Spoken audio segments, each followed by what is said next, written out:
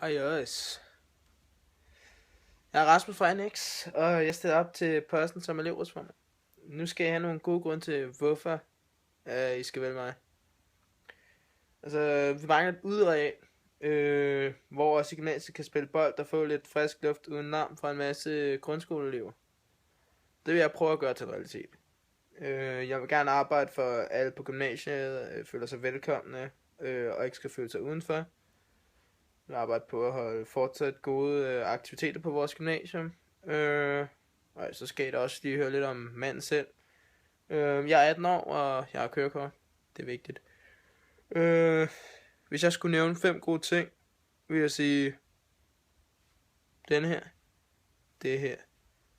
Bam. Hvis I kan se. Og så den her også. Men det kan man ikke se. Nej, men dem. Og så selvfølgelig det her, ikke? Og det var det. Må I have en fortsat god dag.